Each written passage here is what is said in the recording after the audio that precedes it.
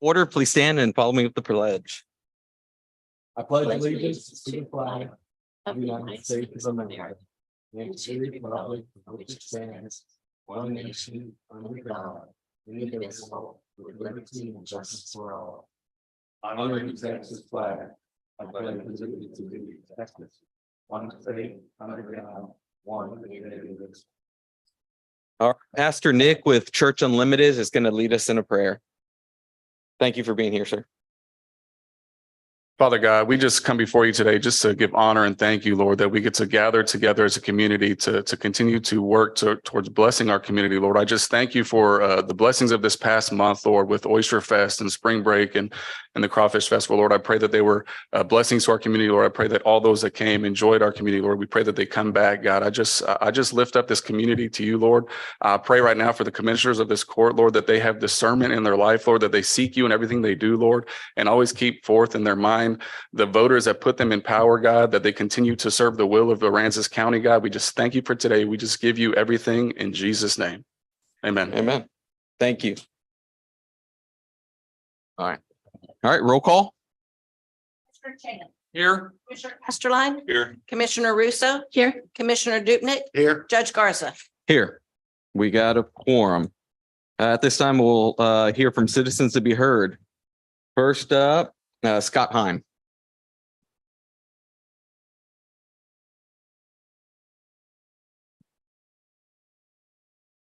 So last time I was here, I talked a little bit about the kind of plant. It's still about the red beds and about that chloralkali plant, those type of plants and what they do. I wanted to bring to your attention just a few months ago, there was a settlement in Maine for another one of these plants.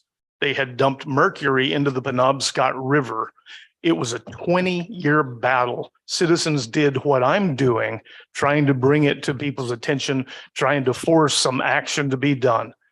The companies involved, and it was two sort of similar to us, obfuscated. They had assurances that everything was okay from the mercury. Don't worry about anything. They got government officials to come in and say everything is okay. Don't worry about it. Exactly like this, a 20-year legal battle. They arranged for testing that they could manipulate and then come back and say, everything's okay, don't worry about it. The settlement just a few months ago was $187 million worth of cleanup in the Penobscot River with escalators that could take it up to nearly $270 million for a project that they assured everyone wasn't a problem. Government agencies said, oh, don't worry about it because we've been in contact with them and they tell us everything is okay. And if you read the description of this, it sounds very much like what we have here. I assume that those pits have kept most of it in, but we don't know. The two big points are that almost all of the information that you have about those pits, the mercury or whatever might be in there, ultimately comes from Sherwin and Alcoa. If you track the provenance of the information you've gotten, they've done the testing. They've been able to select the sites. They're the ones who are telling you everything's okay. And TCEQ, their information comes from the companies itself. $187 million up to $270 million, and it's settled. It's a judgment. Things were never okay there. We need to know if they're okay here. And I appreciate the time. Thank you, Mr. Heim. Next up, Ross Darville.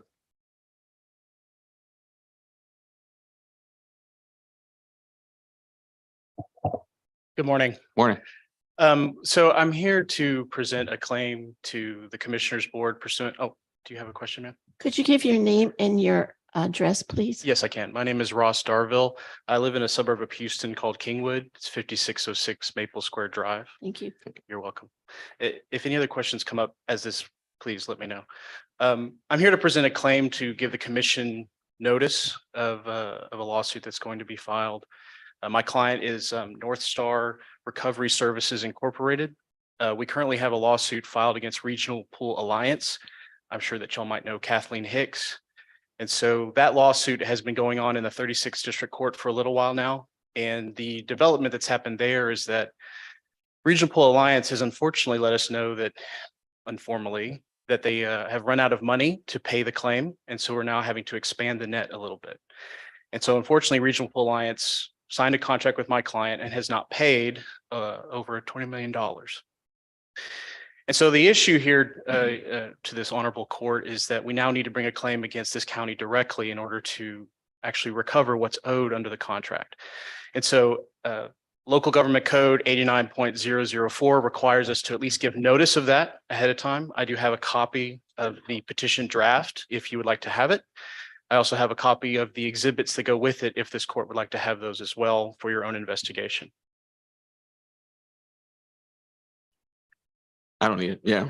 Well, I would like to just mention that that case was actually filed at 6:34 last Thursday evening. And we do have a copy of the petition, although we have not been formally served. Thank you. Understood. Thank you. thank you. All right.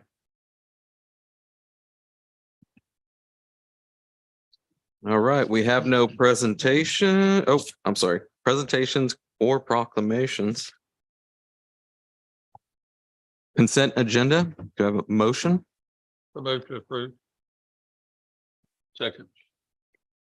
All right, we got a motion. We got a second. I do want to highlight, we got a donation of $153.06 from the Aransas County Retired Teachers Association going to the Aransas County Library.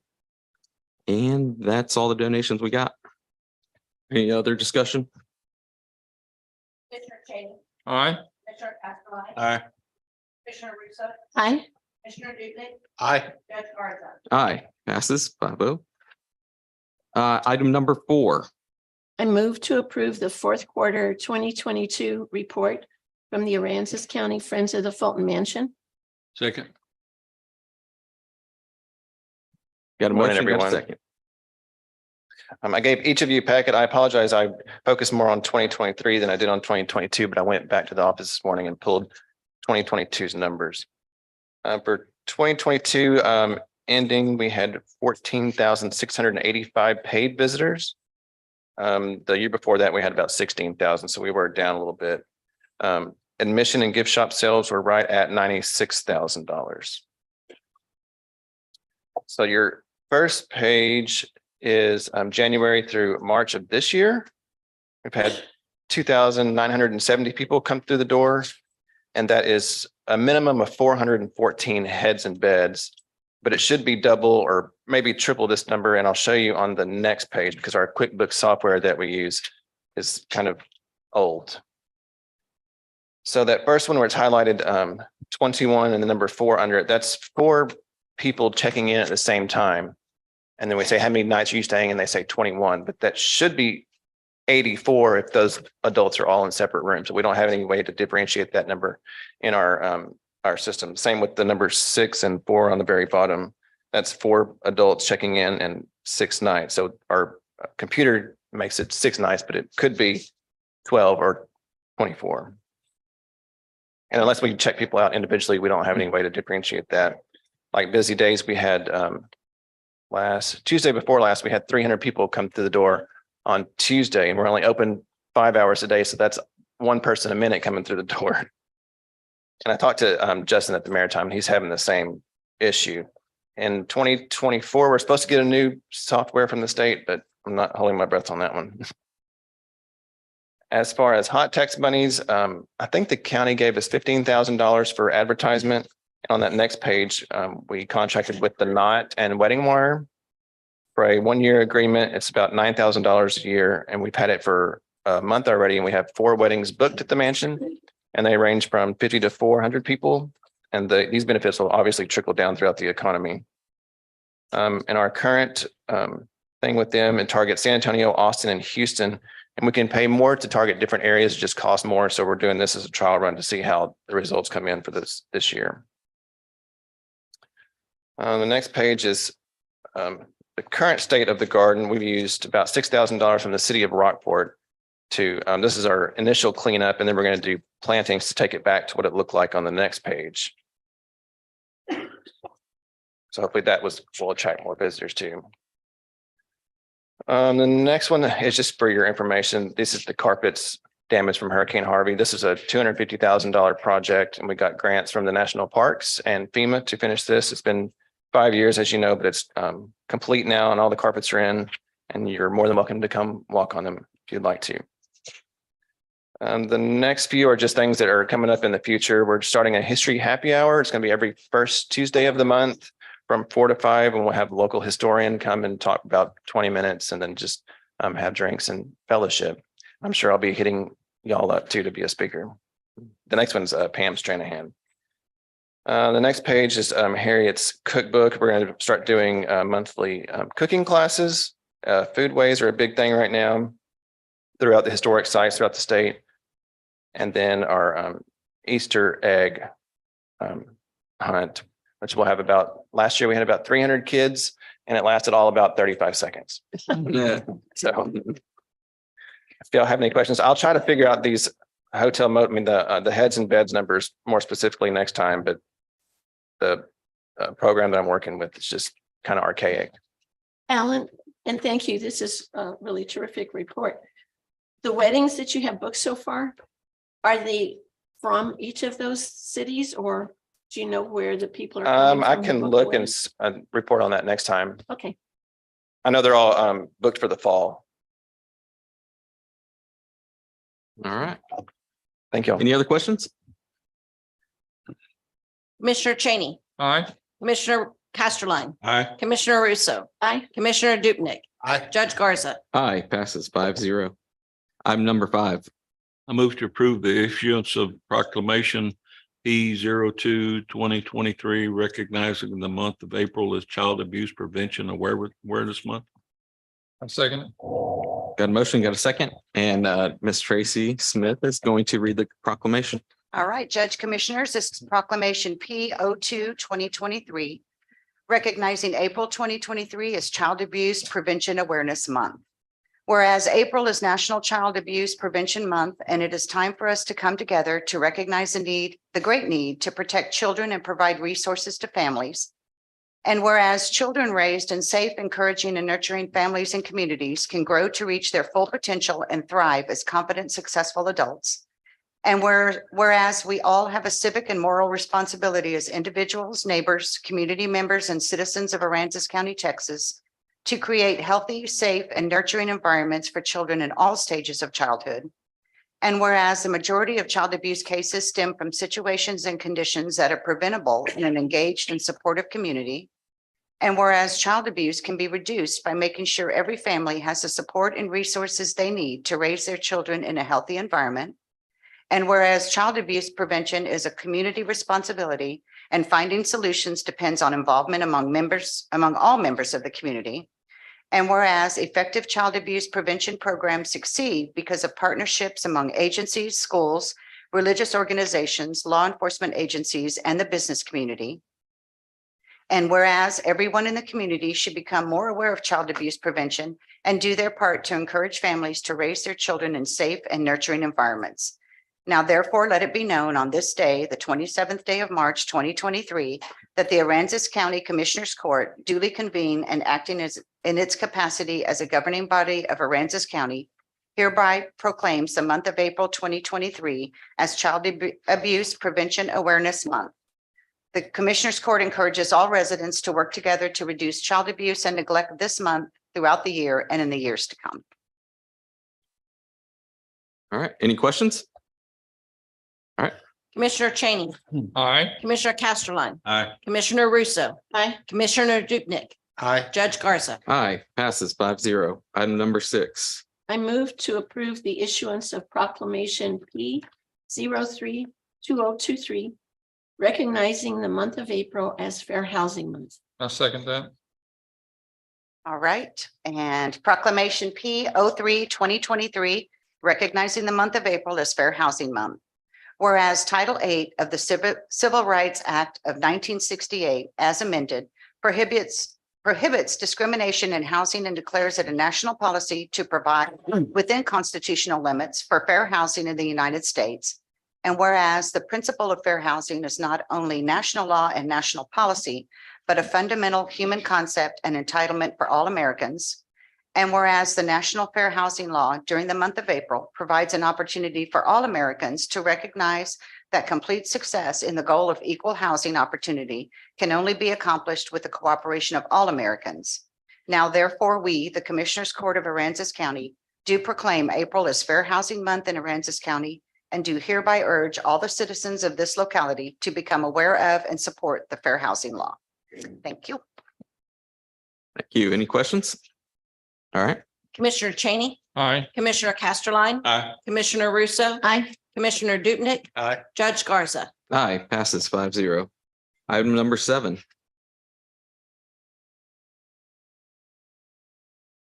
I move to approve the adoption of resolution R-07-2023, a resolution of the Aransas County Commissioners Court expressing support for certain legislation presented to the 88th Texas Legislature, which would amend chapter 5001 of the Texas Special District Local Law Codes related to Aransas County Navigation District, confirming compliance with the Texas Open Meetings Act and establish an effective date. I'll second that. We got a motion. We got a second. I'm going to read the background in our memorandum. The Aransas County Navigation District is currently subject to section 62.160 of the Texas Water Code, which requires that any maintenance tax for the maintenance, operation, upkeep of a navigation district be levied, assessed, and collected by the Commissioners Court of the county in which the district resides. Aransas County Navigation District is proposing revisions to chapter 5001 of the Special District Local Laws Code to the legislature. If adopted, this resolution would signal that the Aransas County Commissioners Court supports amending chapter 5001 to carve out an exception from section 62.160 of the Texas Water Code and enable the Aransas County Navigation District to levy taxes approved by the votes and or otherwise approved by law without obtaining approval of the Aransas County Commissioners Court. Any discussion, questions? Now, Commissioner, go ahead. How would this change affect the county's collections or anything? I didn't really understand that. Would y'all like to present that, please? Thank you, Jack. It would not change the collection. It just, we wouldn't have to go through the process of coming before the court and basically asking you to do our levy. Most of the districts along the coast of the state of Texas has already gone and done this. Well, when we talked to many of the legislatures in Austin, they asked what took us so long. So we are here today asking for your support. We, as you know, go through the same processes that Commissioner Court does. We have our public hearings, we have our budget workshops, we do all the things that you do to derive at that rate. So similar to the schools and other special districts who don't come to Commissioner's Court to get that final go ahead and levy, we would just go straight to the collector after our positive votes. So that's kind of the history behind that. I came before this Commissioner's Court with different faces, but for about 15 years in a row. And at times it was easy, sometimes it was hard, but the fact is we have never had our tax levy denied. We've always been approved. And it's just a process that we're trying to just streamline for all of our sakes, I believe. Thank you. Just for Thank you. clarification Yes. for the public, the county has no input at all into your process used to evaluate what your tax rate needs to be. Is that correct? No, we get all of those rates just like you do from Anna at the tax office. Those things are calculated. We come up with a budget and the commissioners of the ACND set that rate. For the last, I believe, 12 years, we have gone with the effective rate or no new revenue rate. We have not raised our tax, not even a penny for the last 12 years. So we're quite proud of that. And there's nothing is done in consultation with the Commissioner's Court. No, It's all, you just come to us, basically say, here's what we've come up with. You need to approve it. that's correct. Why was that set into process in the beginning? Was there an issue or is that just the way it was? That's just how it was set up. I mean, some of this goes back to the 1920s. And different navigation districts have gone before their local commissioners court and the legislature over the years and had theirs changed. We just never have. But this year, because it is a legislative year in Austin, it just seems like it was our turn. So you're not here for any reason that'll help you gain or No. lose revenue. It's just process issue. That's correct. And during the public comment period, I'd also like to thank you, Jack, for writing a letter of support. Also, Bob, thank you for your letter of support, and Judge already writing letters of support during that public comment period. So that was quite encouraging, and especially today with the resolution before you here with the entire court. Thank you. Thank you. I have a concern about this issue. What the harbor master was saying is correct. He does have letters of support. However, those letters of support and the legislation were prepared before this issue was published in the paper. And then it was put onto the agenda last week for the Aransas County Navigation District Commissioners to discuss in public, to receive public comment, and then to vote upon. I'm not exactly sure that's the way the process is supposed to go. It seems like you would discuss it, you'd have it on the agenda, you would see if there was support and consensus, unanimous consensus among your commissioners, and then you would have the legislation drafted, you would seek the letters of support, you'd put in the legal notice.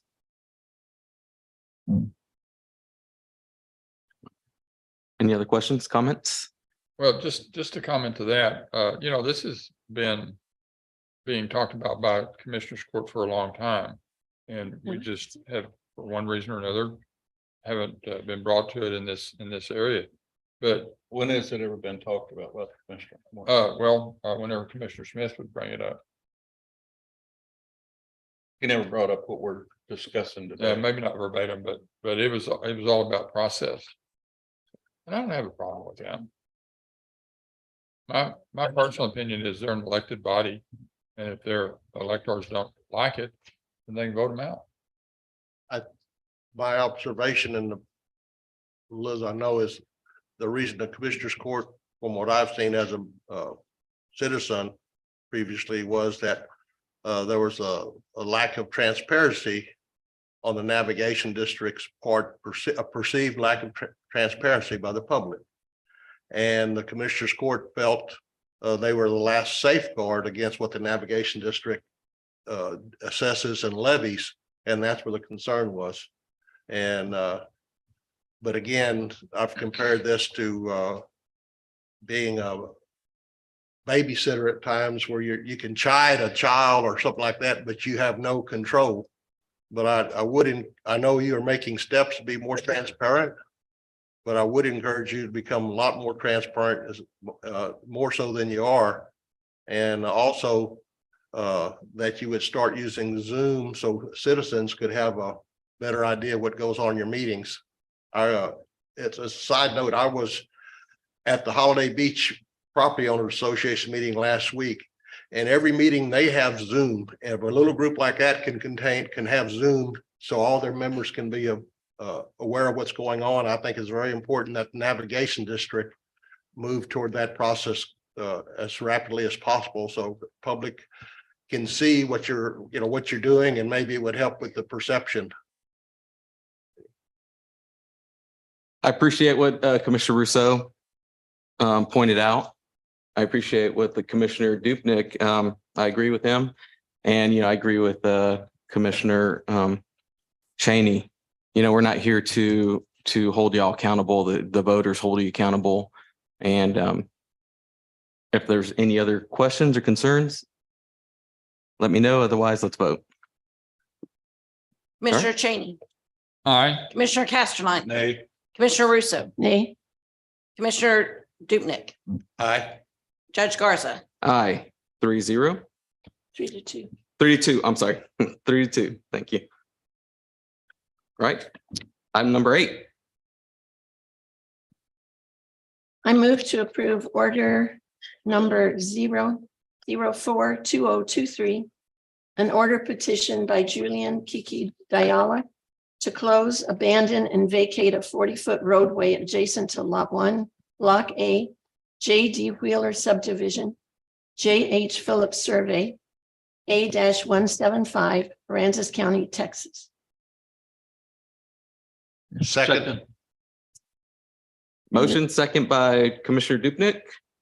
And, well, who said it first? Well, if Jerry Brundrett or if Kat Oh, yeah. have anything that has something they'd like to add to this. Oh, absolutely.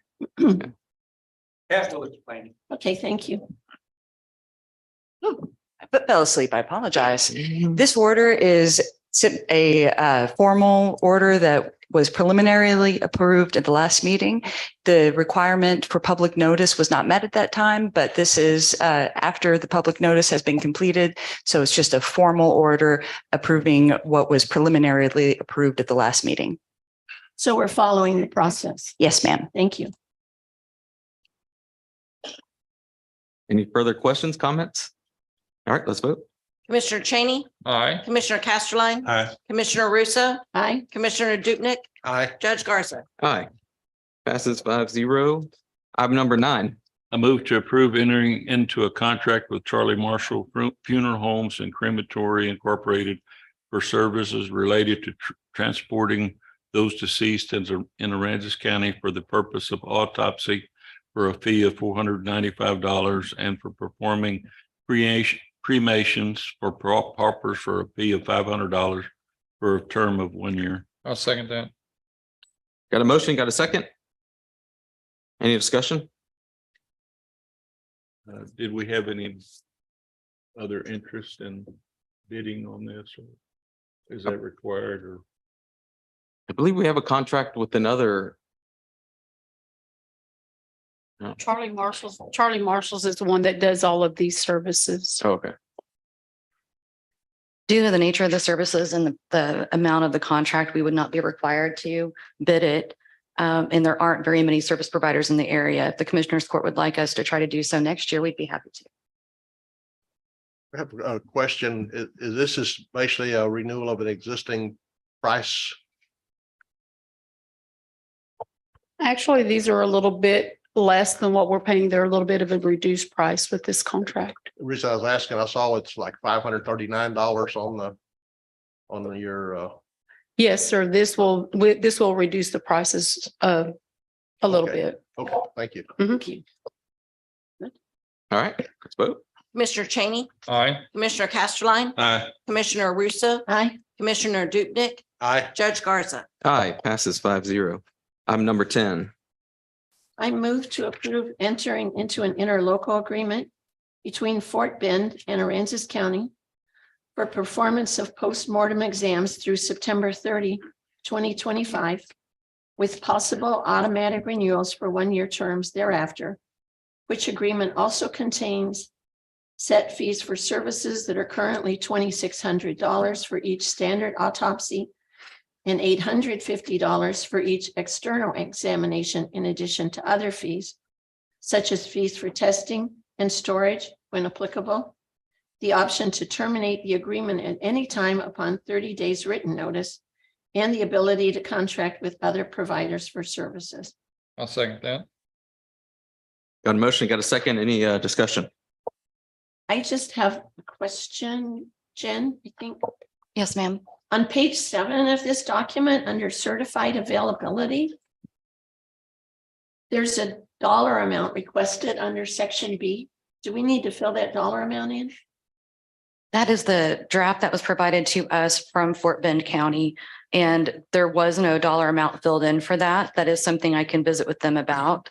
But you may note too that this item was previously approved in November of 2022 in the draft contract that I drafted. Unfortunately, the Fort Bend County Attorney's Office did not have the opportunity to review that prior to approval. So what you're seeing today is the draft that office has prepared for your consideration. I have no qualms with the terms of the contract and do recommend approval. As far as the rate goes, where the blank is, I don't know that that's something that'll come up in the course of the contract. the fees that we normally deal with are laid out clearly in the Right. contract. Okay, thank you for that explanation. Commissioner Cheney, Aye. Commissioner Casterline, Aye. Commissioner Russo, Aye. Commissioner Dupnick, Aye. Judge Garza. Aye. Passes 5-0. Item number 11. I move to approve authorizing the county judge to sign Texas Association of Counties 2023 Cyber Security Course Enrollment Form to enroll Aransas County personnel in a mandatory cybersecurity training course to satisfy the requirements of Texas Government Code 2054.5191. I'll second that. Got a motion, got a second? I just have a quick question for Colin. Colin? Okay. This course needs to be completed by all our personnel by July 30th. Correct. Okay. And you'll let us know as soon as it's We active will. so we can get going on. We will. As soon as we get the enrollment processed, Judy will start sending out the notices of folks that are delinquent and or behind, but we'll let you know, and you will be receiving an invite in your emails once the enrollment is processed. Colin, is this related to the email we're receiving about needing cybersecurity training? This is related in relation to that. As part of our ability to get grants from the state, we have to be able to prove that everyone that uses the computer has taken these cybersecurity classes. Thank you. Colin, just real quick, just a little bit of history for the general public. Why are we starting to do this? This was last year, or the year before, I forgot which was. I believe it was in 2021 that they became mandatory. The legislature, due to a rise in cybercrime and attacks against counties and local governments and other entities, saw fit to make sure that at least a basic cybersecurity knowledge is available to all employees who handle computer systems in the counties.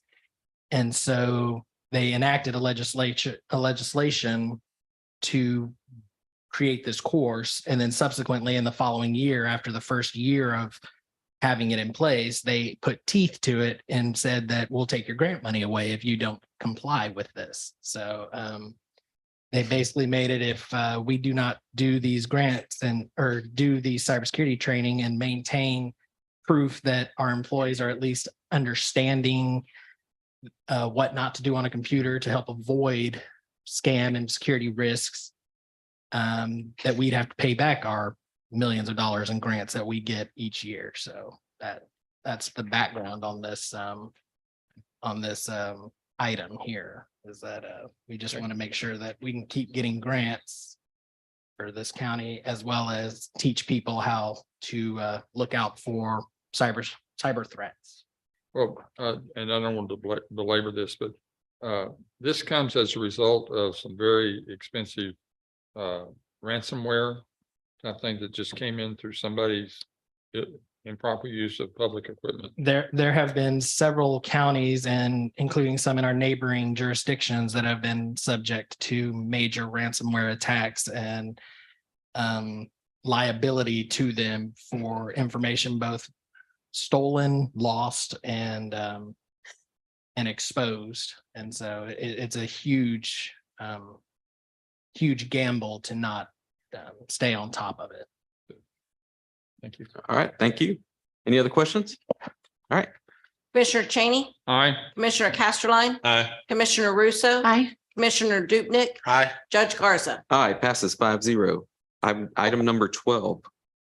I move to approve entering into an agreement with the PCB, PC Bank Card, a merchant services provider to handle the credit cards, debit cards, ACH, which I'm not sure what that word is, and other electronic payments to Aransas County, and to authorize the county judge to execute all documents as necessary to establish an account.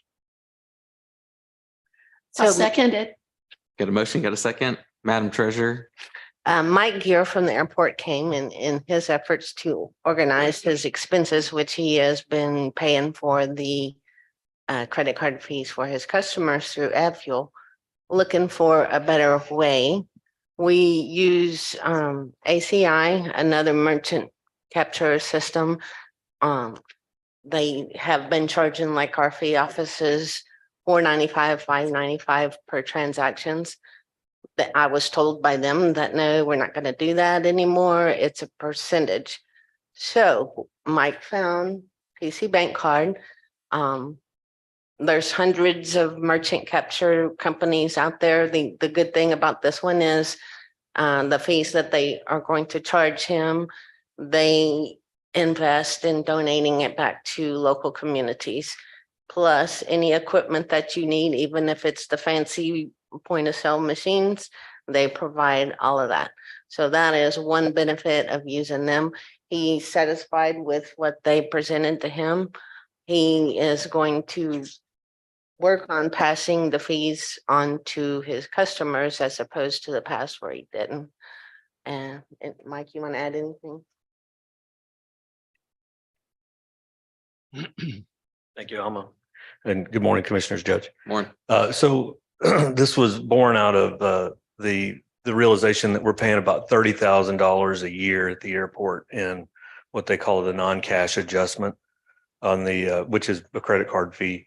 So somebody buys gas, they swipe a card, we pay the 3.5 up to 3.5% just to get that credit card processed. So we've been processing our cards through the AvFuel hub. We're a branded AvFuel supplier at the airport. That's just like Exxon or Mobil, but it's the aviation version.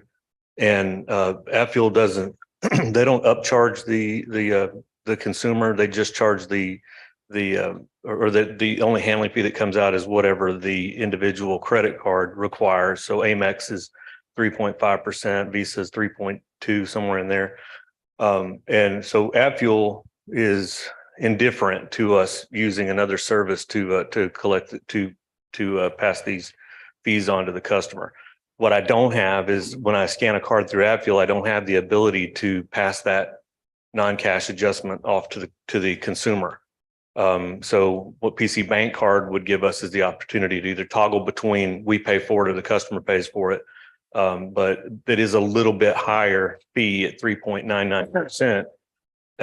And so what that means is if it ever came to a point that the customer was refusing to pay for that non-cash adjustment, I could void that transaction, run it through the AvFuel hub, and we would just pay our regular non-cash adjustment fees or handling fees through AvFuel. So it's a win-win for the airport well, it's a win for the airport. It's not necessarily a win for the consumer, but I do have to, it's going to take some time to transition this because we have a lot of customers that are set up on an account and they pay with a credit card. We don't store the credit card information here. I think Colin could speak more to that if we really needed to get into the weeds, but basically for legal reasons, we need a third party to store credit card information for us. And that's what the AvFuel hub has done. So we can take your credit card, we can put it on file in the AvFuel hub.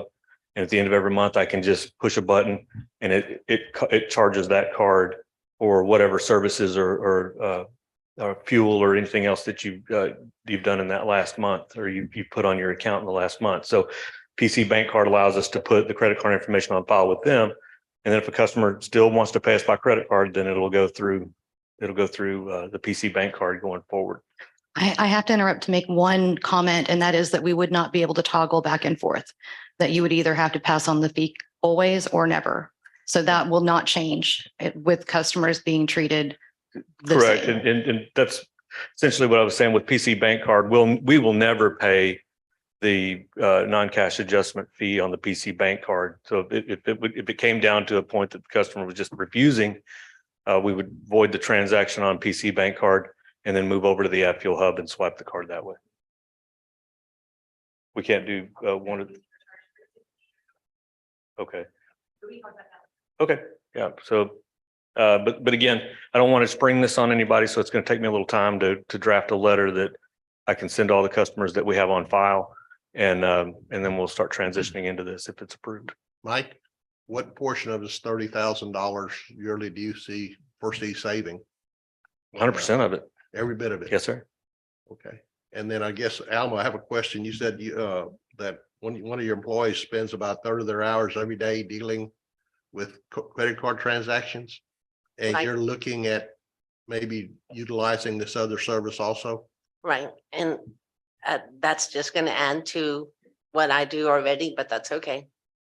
There's no way, eventually, I had a meeting with other departments to see if they would be interested in using it. It's kind of hard for them to change from what we're getting with ACI when the customers are only having to pay $3.95, $4.95, whatever it is. But ACI also indicated to us that's probably going to end. It's a banker's world right now, so these banks are making a killing off of the 3.99 or better percentages. Hopefully one day I can consolidate it, but for right now, it's just gonna add to my, So what we right, already do. right now, you're spending one employee spending a third of their time, so that may increase. It's not gonna be more efficient. Is that correct? And adding one more credit card won't be any It different. will be, okay.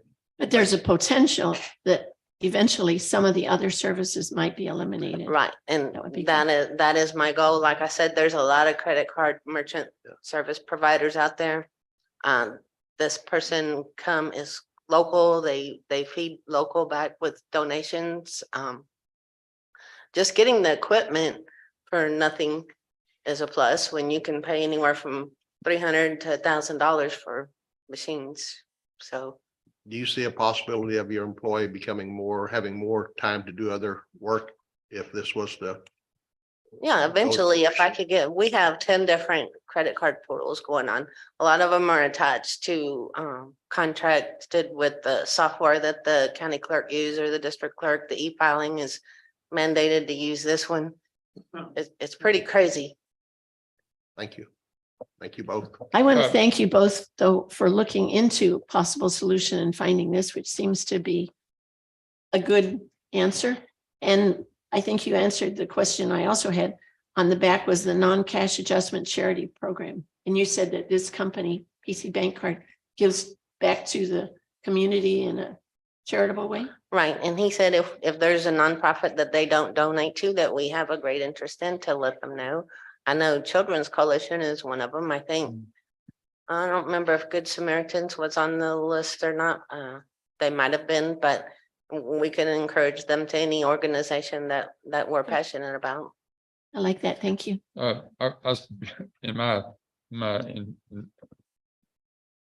aggravating way of trying to get some stuff done. What does ACH stand for? It's a automatic, like Clearinghouse. electronic payment, automatic clearinghouse. So This is is what- ACH the name of the organization? ACH is just what we call that type of a transaction. Okay. Well, if I read this 20 years from now, if I still can read, then I would know that, right? You wouldn't. Okay. All right. I'll use acronym Thanks, guys. abbreviations. Commissioner Cheney, Aye. Commissioner Casterline. Aye. Commissioner Russo, Bye. Commissioner Dupnick, Aye. Judge Garza. Aye, passes 5-0. Item number 13. I move to approve authorizing the county judge to sign award letter from the Texas Department of Emergency Management for Hazardous Mitigation Grant Program DR-4332-0203 Sub-Grant Award for the Aransas County Transfer Station Generator. Second. Got a motion, got a second? Any discussion? Well, I did call Mr. Strothman on Thursday or Friday and ask him about this because I know, because I've heard it talked about, that because of some of the hardships placed on this community, that even when there's a 75-25 match, the state will pay 75% of our 25%. That is correct. And so that definitely lowers from over 12,000 down to 4,000 that we will have to pay on this with the state picking it up.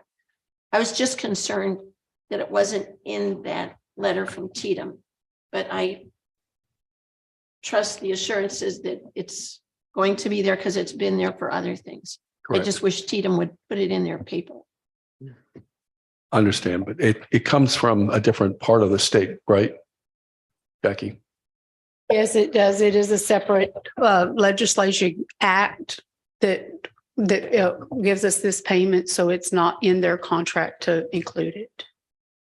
Also, it's not guaranteed funding. It's funding that's available to us to cover up to 75% of matches, so long as the legislature has funding set aside for that. Once the funding is run out, then nobody gets any more. Right. But we don't know of any reason why we should be concerned at this time with funding running out. Correct. I know compared to what we're getting, $4,000 is a small amount, and we've known about this. Is this budgeted in the process, Jackie, or? At the plant, well, this one's for transfer station, so they can take it out of fund balance because they are separate from the general fund. But I normally with the ones that would be through general fund, it would be just a fund balance. And to be honest with you, from the convenience of the general public, this is a small investment, because after Harvey, you know, one of the reasons that we weren't back where we were because we didn't have any power for a long time. And that meant the transfer station was not readily available to an average day. And the transfer station makes considerable amount of revenue, brings considerable amount of revenue in that we lost during that due to natural, and we've been reimbursed a lot, but we went 40 years before having to do it. So we would have lost all that revenue if there was, you know, we could have potentially lost all that revenue or a large portion of it. Things. Just be We've clear. had a lot of power issues on that end of the county. Just to be clear, also, this comes from the transfer station fund because they operate as an enterprise fund. All right, no further questions. Vote. Commissioner Cheney, Aye. Commissioner Casterline. Aye. Commissioner Russo. Aye. Commissioner Dupnick. Aye. Judge Garza. Aye, passes 5-0. Item number 14. I move to approve Grant Works Task Order ID 12DR 4332-203 related to the Texas Department of Emergency Management Hazard Mitigation Grant Program to authorize Grant Works to administer a sub-grant award for the Aransas County Transfer Station Generator Project. I'll second that. All right, any discussion? All right, let's vote. Commissioner Cheney, Aye. Commissioner Casterline. Aye. Commissioner Russo. Aye. Commissioner Dupnick. Aye. Judge Garza. Aye, passes 5-0. Thank you, John. Item number 15. I move to approve awarding a construction contract for the Linden Street Drainage Improvement Project, which project is included in the county's General Land Office Community Development Block Grant Disaster Relief Contract number 20-065-098-C270 to Turkey Excavating in the amount of $1,553,833.04 and authorizing the county judge to sign the necessary paperwork. Second. I think that There was a slight correction we need to make to the dollar figure. Yeah. It's $1,553,883.04. That's what I said. you said 33. 833. All right, any discussion? Or want to tell us a little about this? Sure. This is another one of our roads and drainage projects from CDBG-DR. Gerke was the low bid. They were recommended by the engineers as the right contract for this. It's a little bit under budget, so that's good news. And That any is good news. questions? No questions, but just a request. And I know this came from McDonald, but we can't read the names of the companies up there. Okay, So if you could just suggest to them, I'll do that. thank you. David, when's the start time projected to be and how long is the contract? They're ready to start as soon as they get a contract. I don't recall the number of days, but it should be fairly quickly. It'll be, I don't know, 6 months or something like that. David, it's been a while since we've had an update on where all the projects are. Could we get that in the next couple of months or so? Sure. In the next couple of months, I think they'll all be bid and under construction. Okay, that's kind of what I was thinking. Yeah, I think, if I remember right, but the latter part of April. The last one should have been bid. Pretty quick, yeah. All right, thank you.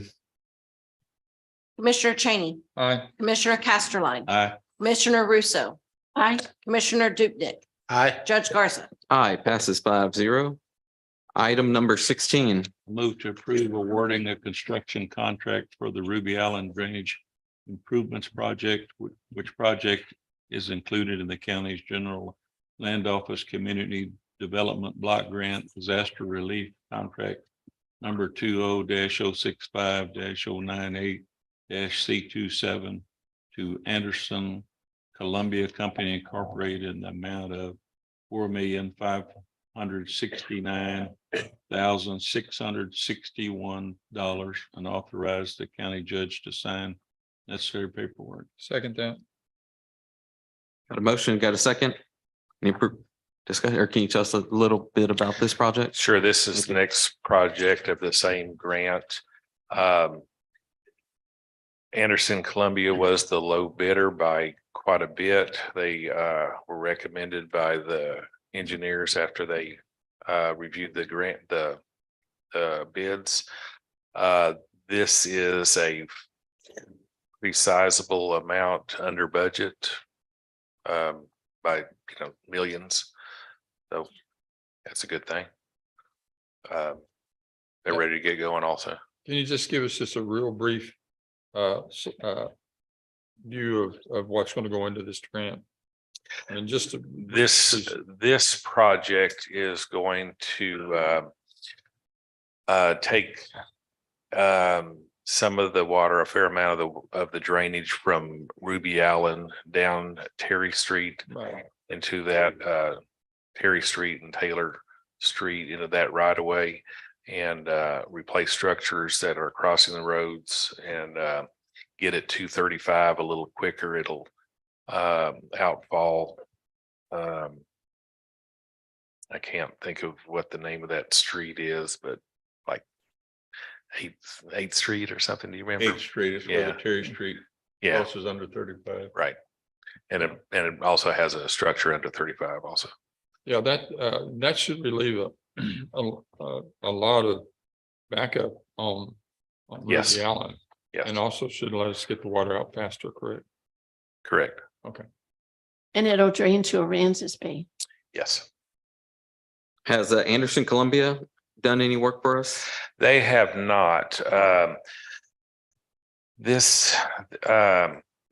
local people, I say local in Corpus, was Haas Anderson that has recently been bought out by Anderson Columbia, which is a big company. Usually we don't get the big guys. And you have no concerns because it was not such a low bid, but it was lower than the others. Well, we obviously had concerns, Oh. but we did the research and talked to them and they were comfortable with their bid. Okay. So Haas Anderson that this company bought out was one of the most highly thought of construction road contractors really in the state. Oh, wow. Yeah. Okay. Cool. All right, no further discussion. Let's vote. Commissioner Cheney, Aye. Commissioner Casterline, Aye. Commissioner Russo, Aye. Commissioner Dupnick, Aye. Judge Garza. Aye, passes 5-0. Item number 17. I move to approve change order number 1 to the construction contract between Aransas County and New Stout Excavating Group, Texas LLC for the Rattlesnake Point Road project funded by the GLO CDBG-DR contract number 20-065-098-C270 to add an alternate bid item for the installation of safety end treatments, which will result in a net increase in the contract total of 7.62% or $329,960.75 for a new contract total of $4,660,850.24. I'll second that. What is the safety in treatment? safety and treatment is the sloped sections of pipe under roads or driveways that you'll see, the It's a safety thing, so you don't have a David, hard time. Do they have a alternate configuration of those things? Because some of them seem to restrict and actually make trash collecting. And I've seen some of them that look like they're made a little wider than others. So Depending on the pipe size, there could be safety pipe runners on it, which is what you're referring to, that clog the inflow somewhat. They don't really have another design for that. I don't think many of these will have those pipe runners. I think those pipe sizes are all smaller than that, but I couldn't guarantee that. But I understand your concern. It does clog it up, but it also provides safety. So And David, I believe as I read that information, there will be no change in the amount of time to finish this project because we're putting those on. correct. And that the project's coming in under budget, so there is money available to add this back on. Correct. That's great. All right, let's go and vote. Commissioner Cheney, Aye. Commissioner Casterline, Aye. Commissioner Russo, Aye. Commissioner Dupnick, Aye. Judge Garza. Aye, passes 5-0. Item number 18. I move to approve entering into a contract for sediment and water quality testing and analysis at Port Bay between Aransas County and the Coastal Bend Basin Estuaries Program, Inc. for an 18-month survey of water samples and analysis for possible contaminants for a fixed cost of $14,500. Second, and I have a question. Is this different than the one that we have right now? We just finally received the agreement back from the Coastal Bend Basin. Do you want to speak to this? I do want to Go speak to ahead. that just briefly. CBBEP and I have been going back and forth with different revisions of the contract for months. It's not for our elected effort on either side. It's just we're busy people. And so it took a while for us to get to, an agreement that everybody was happy with. I apologize for it taking this long. Do note, though, that the study is already underway, that CBBEP has already begun collecting samples and that this has not slowed down the actual progress of the project. So with your approval, we will be paying $14,500. But I believe that other entities are also paying a portion of the study cost, including the navigation district, paying an additional $14,500. That's correct. And Coastal Bend Basin Estuaries, I find that easier than saying all those initials, is paying $29,000 because once they heard about the joint effort of county and NAV district working on this, they wanted to match it. So it extended it to a much longer time frame. This will go through March 15th, 2024, that we'll get the final results. However, as Jen mentioned, they have started doing some sampling of both soil core and in the water, and they will give us reports, I believe, by the very end of April for the initial lab reports back. The delay has been the lab is in Colorado, and it's one of the few that's approved to do this kind of a review. I believe Adrian's here Oh. and he may want to visit with us for a moment. Right, Thank you I for wanted to do coming. that, gentlemen, Russ. Before that, one of the things that I've been thinking about for a while, and I really haven't had a forum in which to talk about it. But if we show any kind of issue with that, I think we need to core inside the red beds. We're talking about the red beds, right? Right.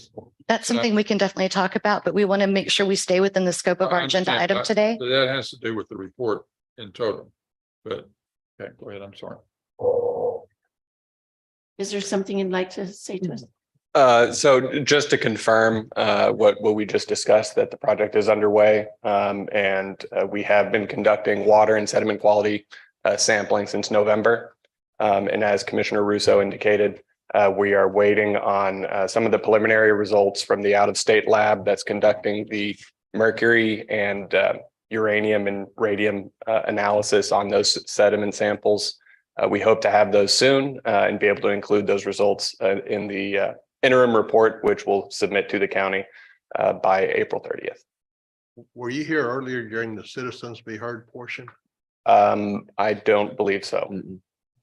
Okay, there's a concern about mercury in the outlying areas of the bay.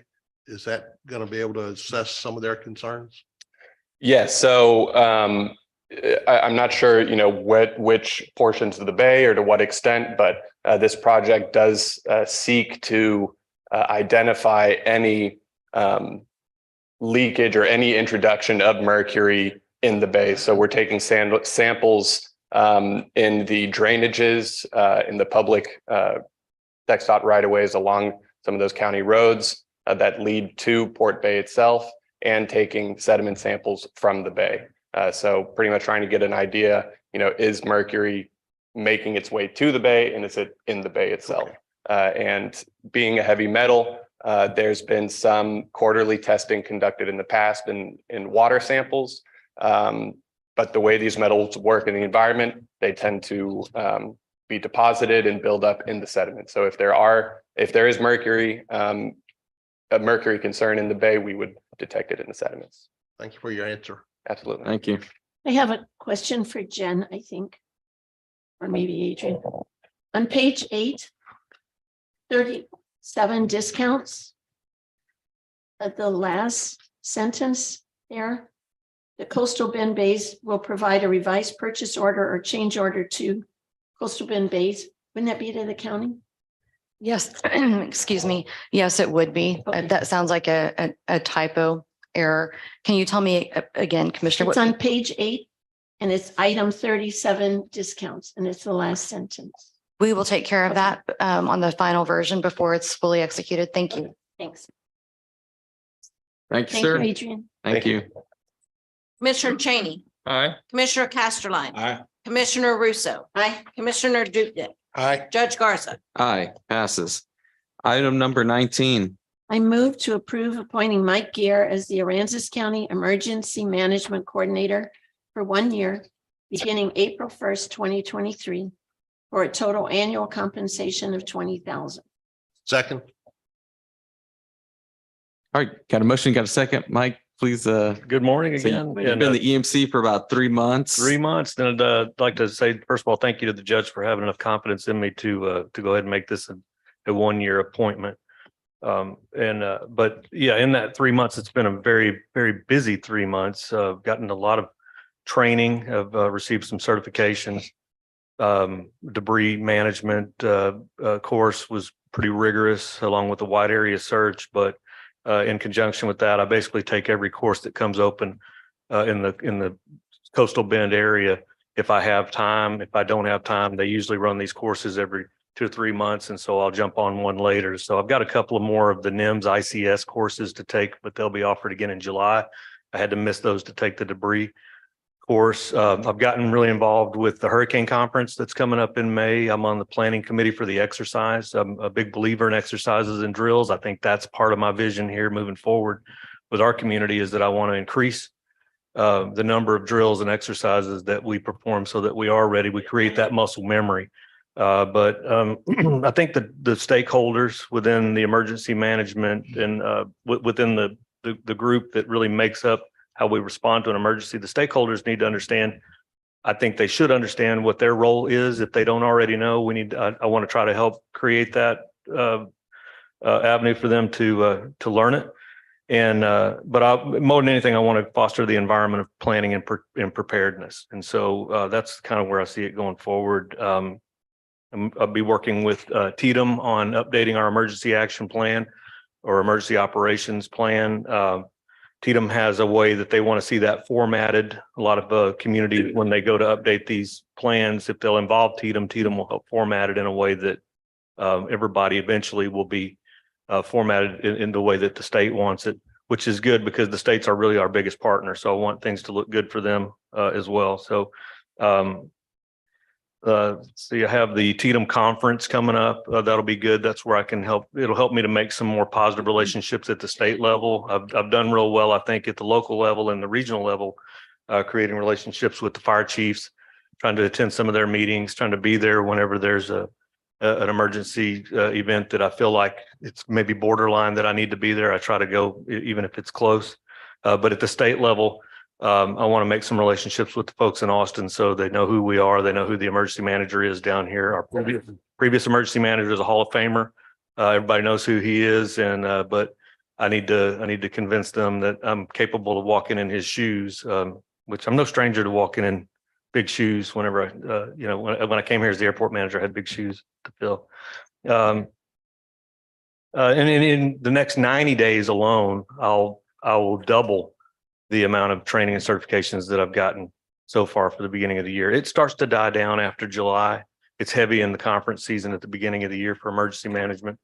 But I just want to say too, that I haven't felt any or seen any drop off in my ability to continue to manage the airport at the high level that we're accustomed to. I do have conferences that kind of overlap sometimes. If that happens, I'll just make the best decision that I can and make sure that I'm going to the one that I need to go to. I went to a truncated conference for aviation because I didn't need to go for all 3 days. It was specific information I needed for one day. So I went for one day of that conference. But that was also to make room for the emergency management training that I had going on. So I'll take any questions if you have any. The only question that I have is, you've done a really good job.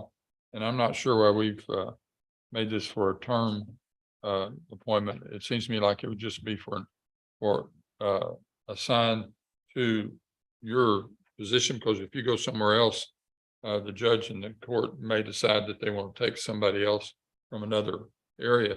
I don't mind committing to a year so we can get into it. But after that, I don't think it necessarily needs to come to the court each year to be reestablished. We don't do that for anything else. I appreciate that statement. And again, I appreciate the vote of confidence.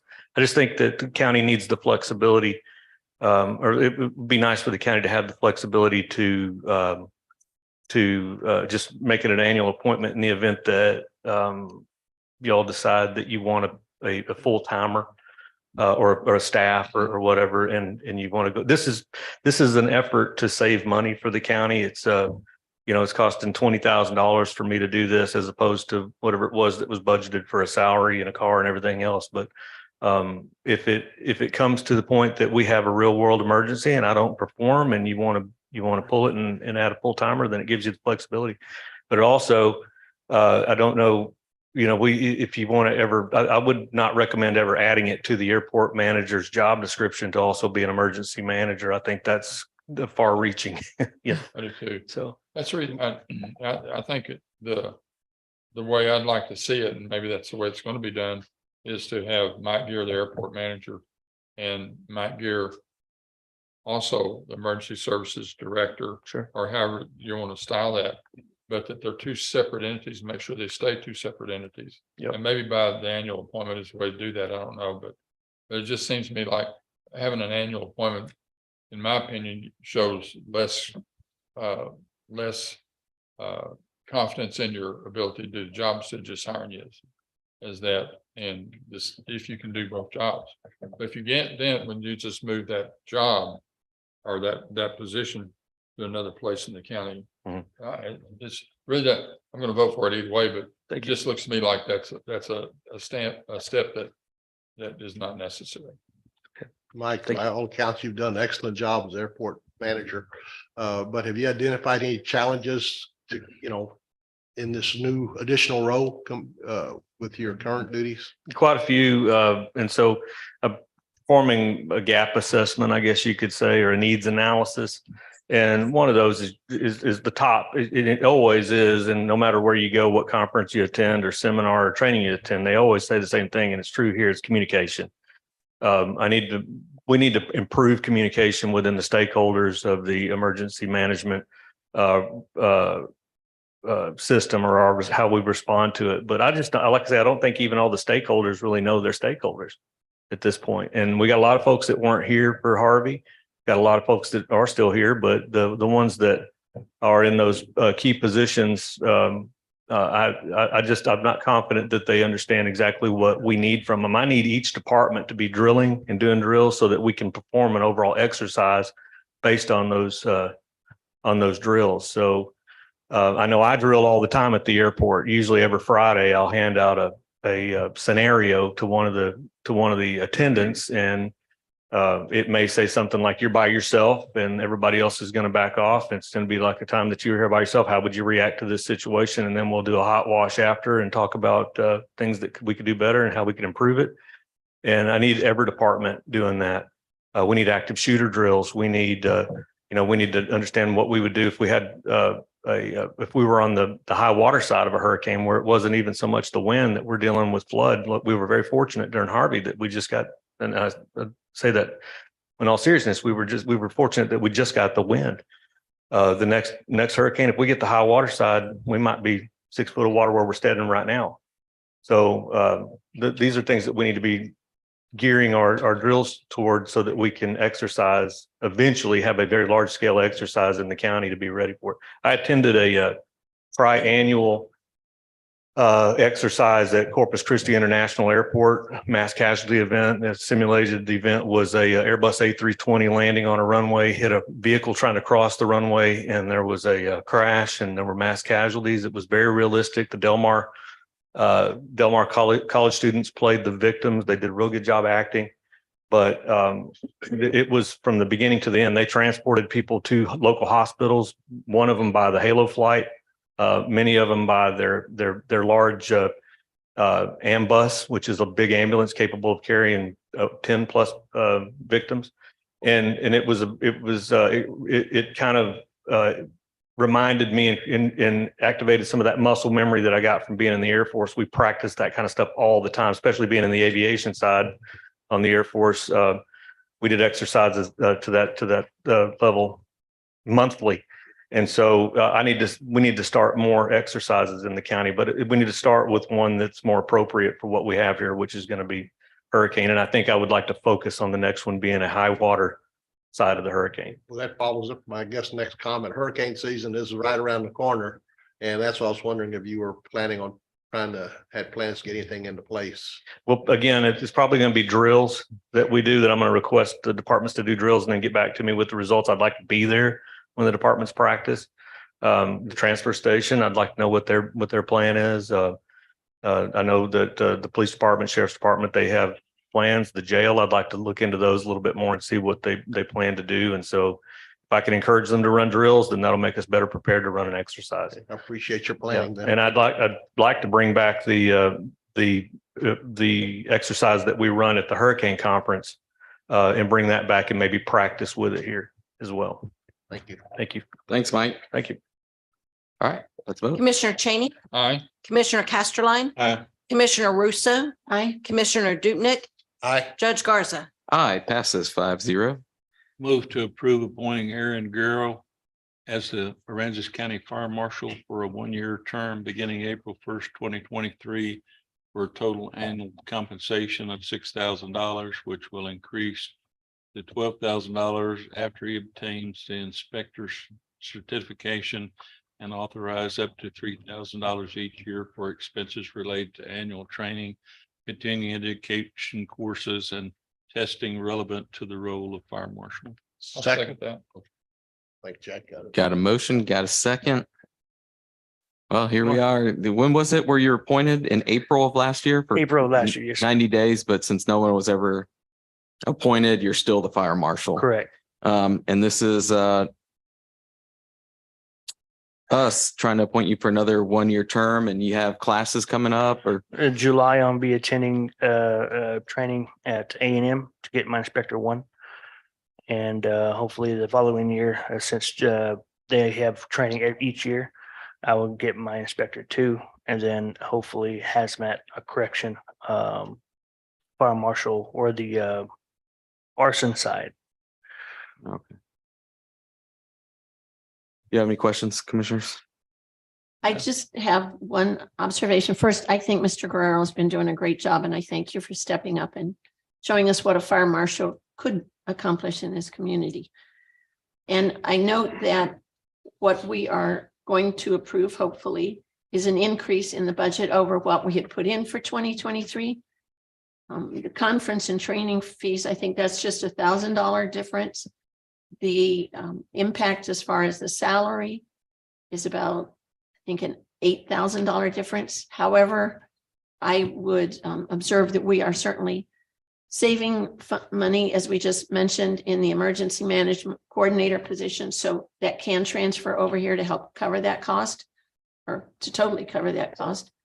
And I think that to get a professional working in the capacity you have been, we need to step up the bar in what we're paying and what we're providing in training. So thank you for agreeing to this. Yes, thank you. Have you established a relationship with other inspectors in adjoining counties or anything for the need? Yes, sir, I have. I've been in contact with numerous investigators around the county, Nueces County, Jim Wells County, and also just adjacent counties. I am good communication and also with the state fire marshals. We did an investigation, or I assisted with an investigation, say about last year, just to give me some knowledge of what they do, and it's something that I really want to get into. It was here in Aransas County. Unfortunately, it was a fire that had to be investigated. So I spent 14 hours with them, just learning and basically just helping them investigate that fire. I am communications with the Aransas Pass Fire Chief as well. He is a fire marshal as well, and every question that I have, I usually contact him for any advice. Appreciate that. That's great. Thank you. Good Mhm. job. Any other questions, commissioners? All right. Commissioner Cheney, Aye. Commissioner Casterline, Aye. Commissioner Russo, Aye. Commissioner Dupnick, Aye. Judge Garza. Aye, passes 5-0. Thank you. Thank you. Thank you, Chief. I move to approve the February 2023 treasurer's report. Second.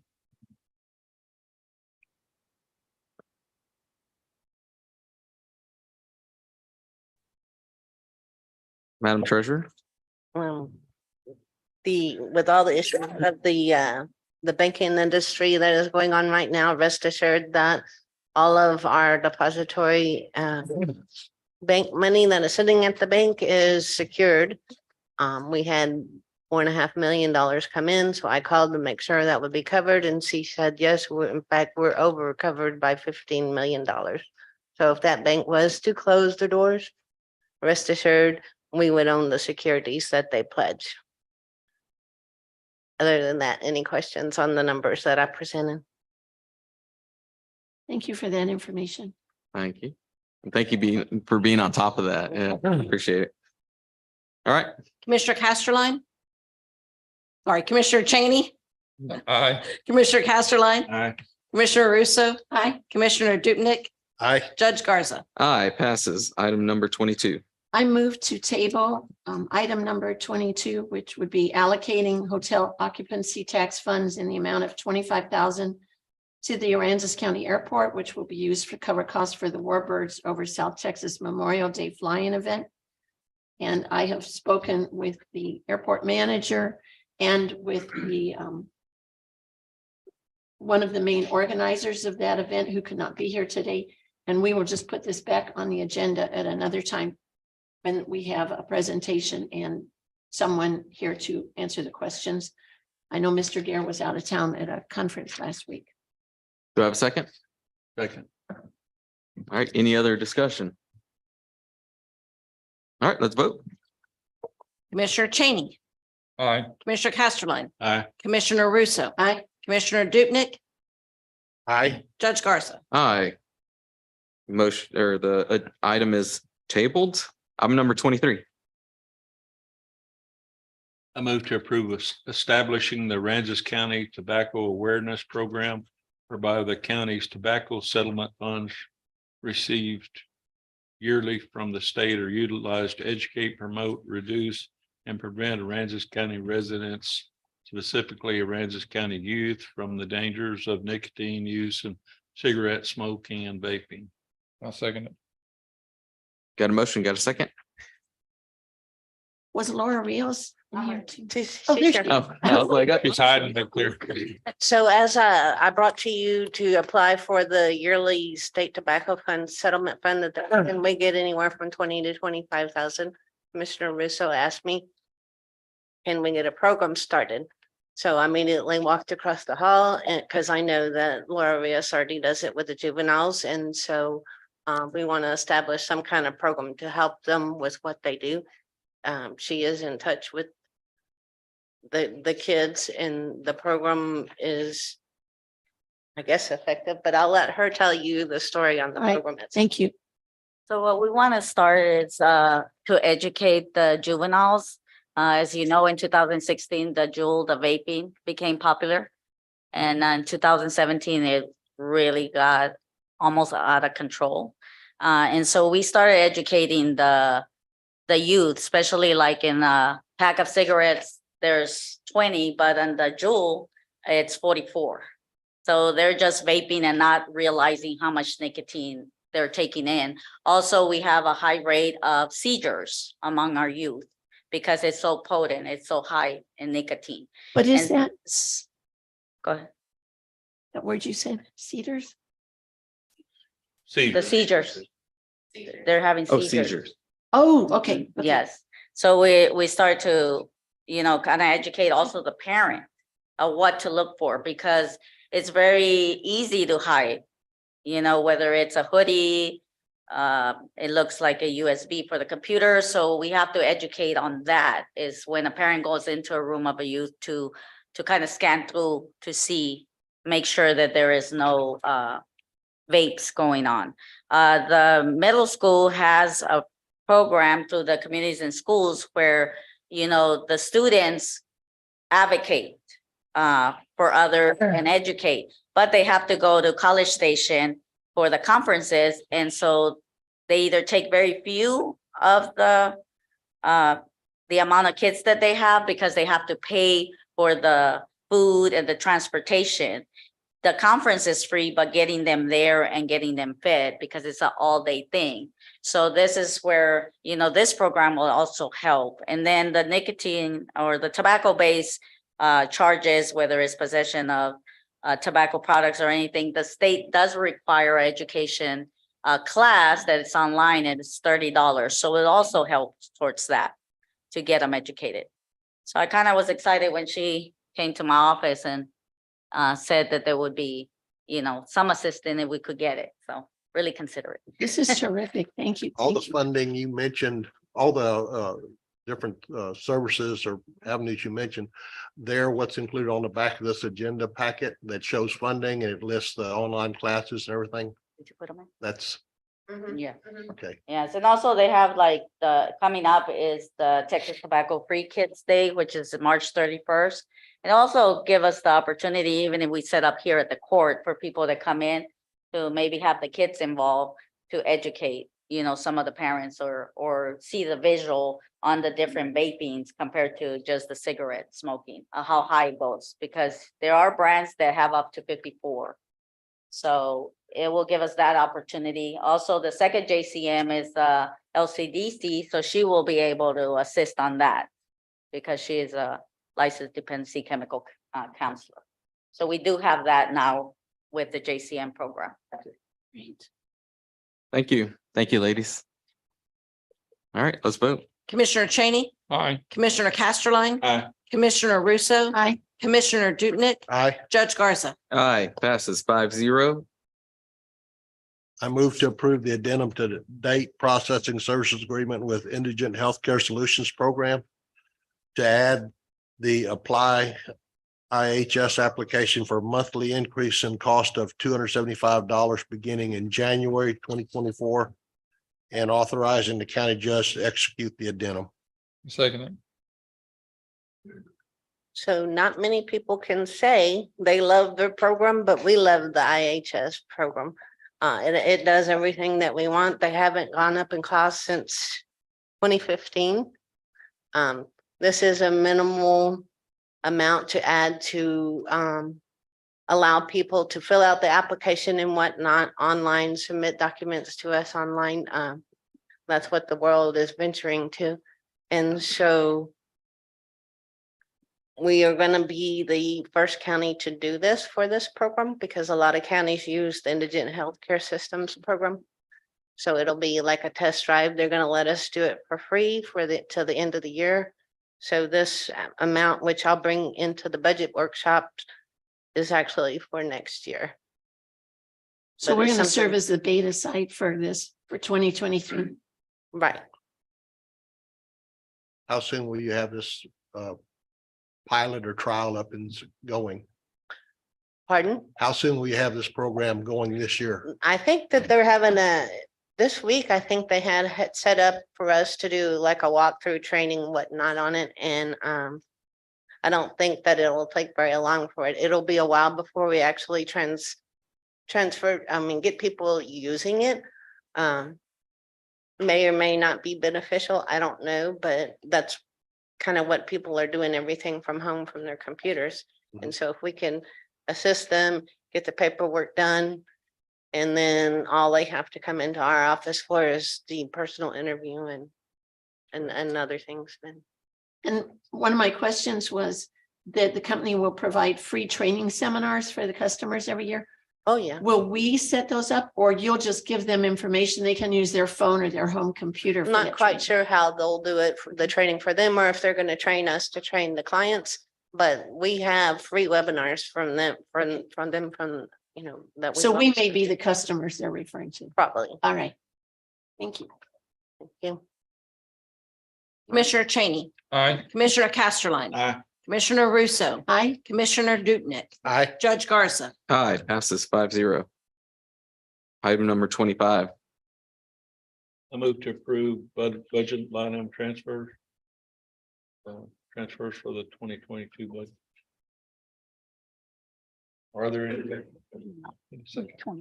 I'll Does second this that. mean 2022 budget or should it be No, ma'am, it should be 2023? 23 All right, budget. I'll amend my motion. Second, I move. Got a motion, got a second? Do we have any transfer? We have none at this time. Oh, okay. Not for this year, not for last year. Neither Okay. one right now. Thank you. Item number 20. Oh, wait, sorry. Got a- Commissioner Cheney, Aye. Commissioner Casterline, Aye. Commissioner Russo, Aye. Commissioner Dutnick, Aye. Judge Garza. Aye. Passes 5-0. Item number 26. I move to approve accounts payable on payroll liability. Do you have a second? Second. Got a motion, got a second? Jackie, do you have something for us?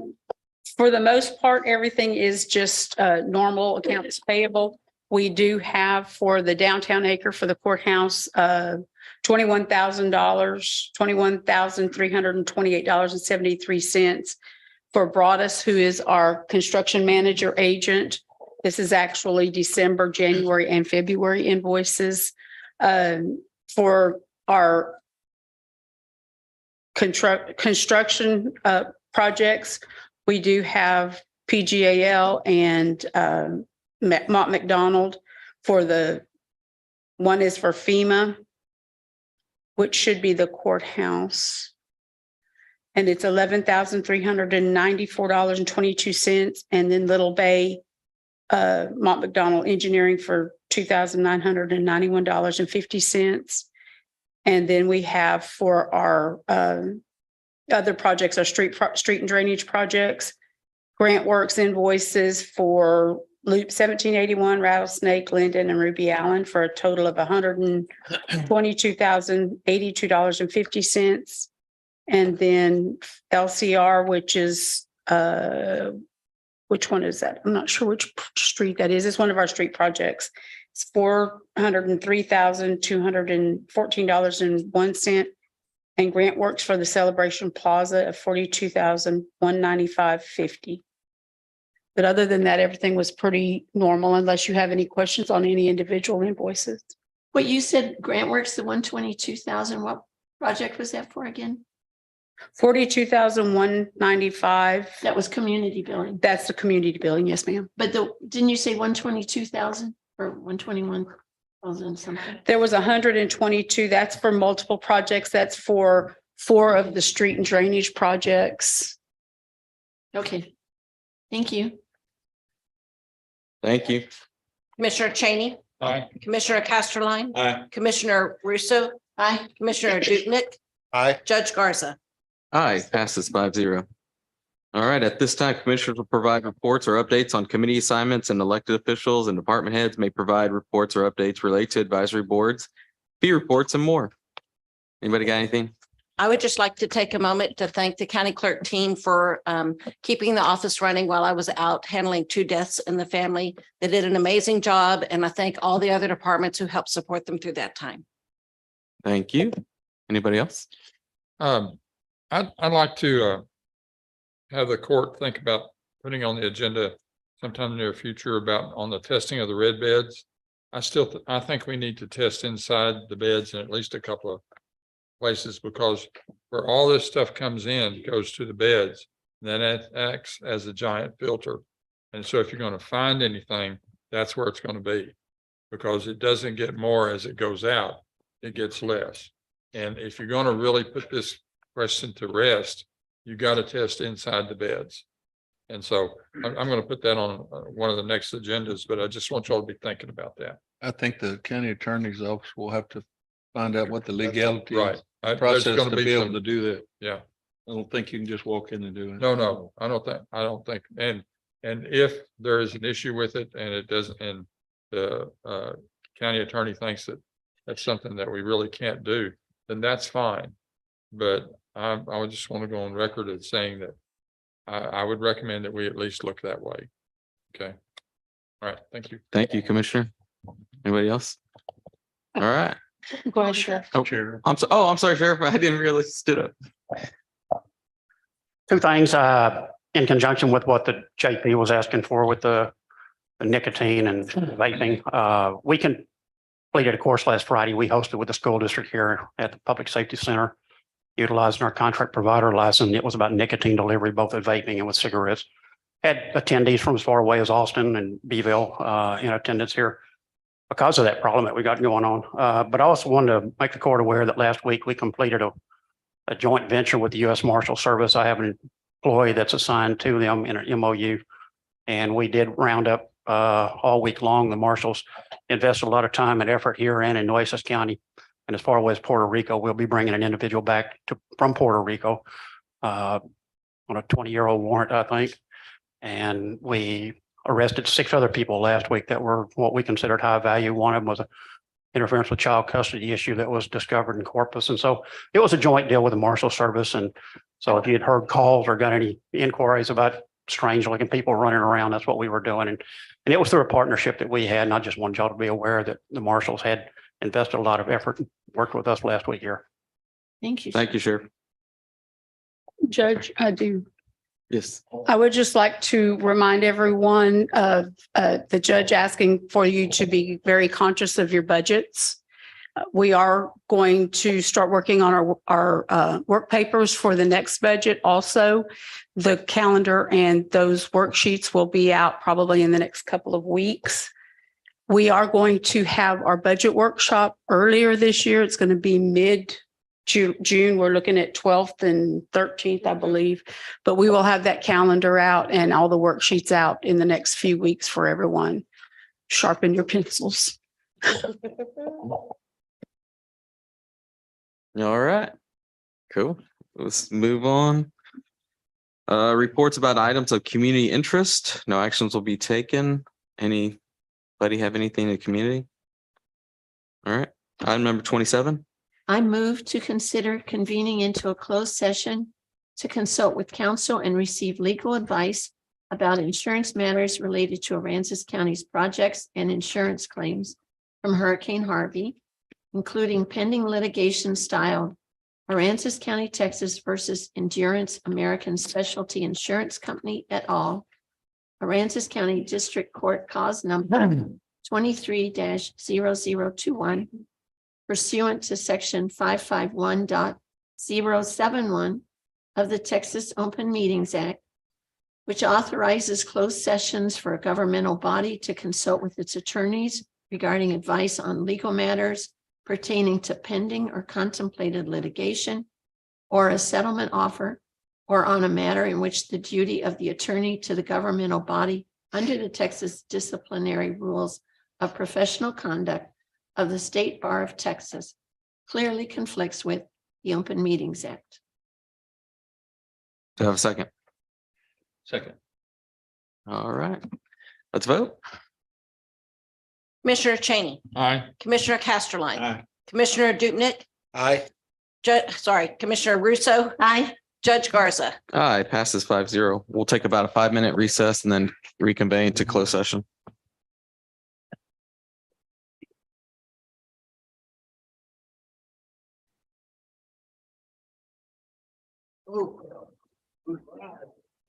Pretty ready. Ready. My gosh, she shot out. Oh,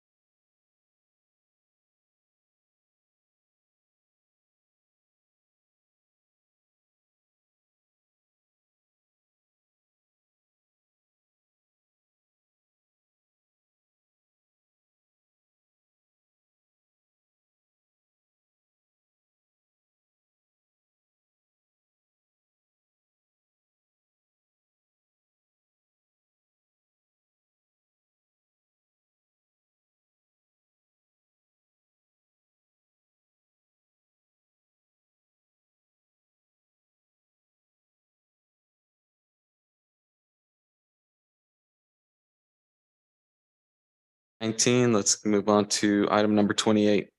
I move we reconvene into open session. Second. All right, let's vote. Commissioner Castellon, sorry, Commissioner Cheney, Aye. Commissioner Castellon. Aye. Aye. Aye. Judge Garza. Aye, passes 5-0. Item number 29, which we're not going to take any action. Do we need to do a motion or anything? All right, Move to adjourn. Second. all right, let's vote. Who moved? I'm sorry. Commissioner Casterline moved. Yeah, I And- moved, Commissioner Cheney seconded. Commissioner Cheney, Aye. Commissioner Castellon. Aye. Commissioner Russo. Aye. Commissioner Duke. Aye. Judge Garza. Aye. Thank you. Thank you. So I'll be gone the next couple of days. I'll be in Austin.